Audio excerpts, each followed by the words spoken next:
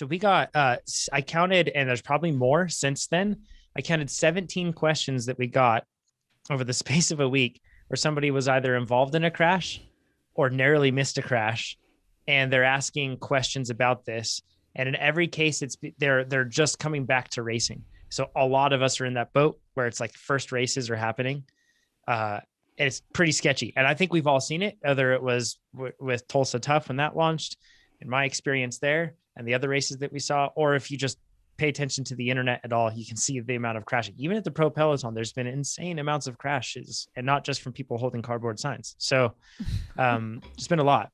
So there's a question here, Chad, where basically somebody is saying, I'm terrified of crashing, and I am thinking that I should just move up and race a higher category to avoid the crashing that occurs in lower categories. And I wanted to get your thoughts in particular on that, because I know that you feel a certain way about people moving up categories, perhaps earlier than they should. Yeah, I don't think that should ever be the motivation for advancing categories. If you have the ability to do it, it's not going to get any safer. People still do dumb stuff. Big fields still provide or present a lot of variables. Conditions change. There are just too many things that you can't control for. And by advancing more quickly than I think is appropriate, you're not bypassing any of those. They're still going to be there. So take your time, advance, get the wins, learn how to be comfortable in a group, period. Doesn't matter if that group's fast moving and strung out or slow moving and bunched up. It's still dangerous, tricky stuff. And you can learn tons from being in those slower, quote, sketchier categories. You're not going to go from being a Cat 4 in sketchy circumstances and move up to a Cat 3 and it's going to be like, oh, this is so much better. It's not going to be that much better. And it's not going to be that much better when you move up to 2s or 1s or Pro 1-2. It's just not. So stay where you are, get from those lower categories what you can get from those lower categories and move up at a more natural rate. Mm-hmm. Yeah, I couldn't agree more. There's this assumption that you get to Cat 1-2 and it's this like perfectly organized group ride. Nate, you're shaking your head. It's like, I think it's scarier. It's tighter. Agreed. And people are bumping you and stuff. And in my, like, I watch the races, there's just as many crashes in those upper ones. Everyone's like Cat 5 is a crash fest, but I feel like it's conventional wisdom. Seeing a P12 like crash in the sprint is horrifying. And like that happens in NorCal where in the lower categories is more spread out, but people are like drilling it and they're so much faster and it's so much more competitive in the sprint than in a Cat 5 or something where you can like you're like kind of by yourself and everyone's not doing it. There's other ones like watch the Williams Brothers stuff. Watch those sprints and like how they're touching in crits and stuff and be like, do you want to be in that? It is crazy. Like the Tyler Williams crash at Nationals. That one's scary too. Like it's just, oof. Like I do not think it's getting better. And then you look at the Pro Peloton, look at the Tour de France. They're the best in the world, right? Amber, there are a lot of crashes in your World Tour. Oh yeah. Right? It wasn't like crash free. I would say there's more crashes in that than in like Cat 5 stuff. If they would have put Cat 5 riders all the time, it's like multiple crashes a day. It's crazy. Yeah, I couldn't agree more. And I think that I understand the logic behind it based on the conventional wisdom that exists. But I also think that you learn at a more reasonable pace when you're in those lower categories. Everything happens really fast the higher you go in terms of the levels. Yes, in terms of speed, but also just a whole lot more CPU power is being used because there's a lot of people that know exactly where to be. So all those people are fighting to be in that spot. You don't have that quite as much when you get to the lower categories. Everybody isn't aware of the exact spot where you need to be, so they're not fighting for it quite as much. Yes, there are some absent-minded moves, but it doesn't have that kind of consensus that really just makes it so that it's a danger magnet. That's a good point. Yeah. The Cat 5 crashes or lower levels is usually because someone is either goofing around or not paying attention. Mm-hmm. The P12 crashes are because they are aggressively trying to race a certain way, and they know they're like doing this on purpose. They are touching or moving in this thing on purpose, and then that's what happens. And as long as you get in that race where everyone's kind of like the lower levels, people are paying attention, they give space, right? There's more room in a Cat 5, Cat 4 race than in a P12. P12 is so close. It's like your bars are touching other people's bars. That never happened to me in a Cat 4 race. Right. There's literally less room for mistakes as you upgrade through the categories. Exactly. And when you say, you know, people are doing it on purpose, they're not purposefully trying to crash, but they are making intentional, calculated risks in a situation where there is very, very little room for error. And they're walking a very razor's edge because they can most of the time. But if you know, so to be in that situation, you need to have built a very specific and deep skill set in order to manage that. And that's part of the reason that we have the category system, because you're learning at each of those levels, like Jonathan said, where in Cat 5, Cat 4, you have a lot more room to make mistakes, literally in terms of time and space to react to what's going on around you. And I 100% agree with this whole conversation that I think it's a kind of an unfortunate misunderstanding. It's not the case that, oh, all the crashes happen in Cat 5 and all you have to do is upgrade. Everything's going to be rainbows and puffy clouds. Not the case. Yes. Yeah. Amber, there's another question with this, and I think that it's this should be kind of boots on the ground, helpful information for people, like rubber meeting the road. What other tips do you have about predicting and identifying avoiding risky situations mid-race in a criterium? Let's address that one before the following questions, because that's like, there are a lot of people that are in a race and they're just terrified because they feel like they don't know where the crash is going to happen. Mm-hmm. So you're always on edge because you feel like a crash could happen at any moment and it feels really out of your control. Right. But then there's the other side of trying to look ahead and trying to kind of identify things that could cause crashes. How do you do that? It's a skill set. So one of the big things I want to say with this is that confidence is like 80% of this equation, because if you are confident and calm when you respond to whatever's going on around you, you're actually going to respond, not react. And let's just take as a concrete example, if you are really freaked out because you're thinking about how much you don't want to crash, you're literally going to be tense on the bars. You're probably not going to be looking where you need to be looking in order to be aware of what's going on around you. You might be staring at the ground instead of having more of an open focus and being spatially aware of a broader range around you. Those are things that are physically going to make you more likely to crash, right? Whereas if you are relaxed and supple on the bike, if your focus is open so that you can be aware of how riders are moving, maybe in a 180 degree span around you, those are things that are really going to help. And so I like, an analogy I like to use with this is defensive driving. It's not about driving scared. It's about being aware and proactive. So leaving enough space between you and the car in front of you is one thing. And so if that person does something stupid or unpredictable, you have the time and space to respond appropriately and in a way that's going to be safe. So that's kind of the mental model that you want to have with this. So I think a lot of people conflate this idea of racing aggressively or assertively with racing outside your skill set. No, you can race within your skill set and still be assertive in a race. It doesn't mean that you're giving up wheels, but it means that you're going to put yourself in positions where you visibly have an out, or you have enough space to move or to keep your front wheel safe. So I think that just keeping that in mind, it's not about being fearful or aggressive. It's about being aware, relaxed, and proactive as much as you can, so that if something happens, you have that escape route. You know exactly what you need to do to handle the situation, and that's going to keep you a lot safer. Another question that we had, and these kind of, I'm going to insert one, Amber, then we'll go to the last one that we have, the number 2 point. But one of the questions is how to crash more safely. And forgive me, tied in with this too is another question where somebody asked, why do cyclists break their collarbones so often? Chad, can you chime in on the collarbone one, and then we can get into tips on crashing safely? Yeah, that's a quick one.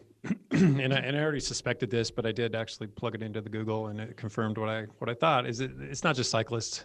That is the most frequently, well, according to a number of resources, John Hopkins being one of them, it's one of, if not the most frequently broken bone in the body.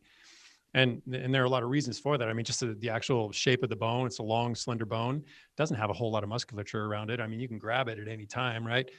and it bears a lot of force in the case of falls, whether you're falling on your shoulder or whether you're doing it with, God forbid, outstretched hands. Ton of force is transmitted through what is not a very well supported and not a very well structured bone. So it just happens.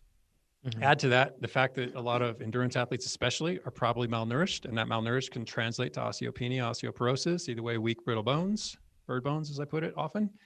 That's a recipe for a broken clavicle. It is the circuit breaker of your body. So when you crash, if you want something to absorb the impact, you don't want your neck to break, your spine or your head. Having just that bone break is the best thing, so that it kind of absorbs more. It's like a crumple zone for your body, and that's why it happens more often. But it's something like an incredibly small amount of pressure. And I want to say, I know in like martial arts, they're like, you can karate chop the clavicle and beat them, right? Everyone's told that as a kid. That was exactly the example I was going to use. I think back to my martial arts days in my 20s or something, and I remember my martial arts instructor saying, it only takes 10 pounds of pressure to break a clavicle, or whatever the number may have 15, been. that's what I was going to say. Yeah. Rex Seems like not very much, because that means I could just I could rest on your clavicle and just break it, right? Just lean on you and it would break. Yes, Which I don't think is true. Not this one though. This one's got 9 screws and a plate. Like, it is strong, which I'm kind of scared about, because then I think it'll just break in a different area now. Hopefully my neck doesn't break. Your crumple zone is now a stiff zone, no longer a crumple zone. I just jinked myself, didn't I? Yeah. Mountain bike race. I want to add one thing to this too. Many cyclists are adult onset athletes that are racing in amateur bike racing. And whether it's because we didn't do something when we were a kid, or it's been years since we've done something like gymnastics or martial arts or something like that, we aren't the best at tumbling, and we aren't the best at falling either. And there's a lot of skill involved in falling right. Oh, sorry. Sorry to interrupt. I've made this argument before, and I absolutely stand by it. Learning to fall, it is a skill. It's not something that comes naturally in the heat of the moment. And I do recognize that some crashes happen so fast, there's no time to consider what's going to happen. It's just on you, and you're left looking up at the sky wondering what just happened to me. But in some cases, and especially in the lower ranks, where, as Amber described, you leave yourself a little bit of time, a little bit of space. You have that half second to say, instead of reaching out with my hands or letting go of my bars, I'm going to hold my bars and I'm going to roll my shoulder inward. And you don't develop those habits if you don't know how to tumble, if you don't know how to fall, if you don't know how to be in a handstand and fall out of a handstand, or jump into a forward roll. These are all things you can pick up with a gymnastics mat and a little bit of time. It's not a super hard skill to acquire, but it's a very valuable one. For sure. We can all take notes from our little kids tumbling around all the time. So the next question. So now we sufficiently scared everybody about bike racing. But Amber, how do you mentally and emotionally, this is a good question. How do you mentally and emotionally balance the risk to benefit ratio of racing, especially a race style as potentially dangerous as a criterium, is the question. How do you answer that, being that you were a professional, but also now not a professional? So I made that choice for a long time.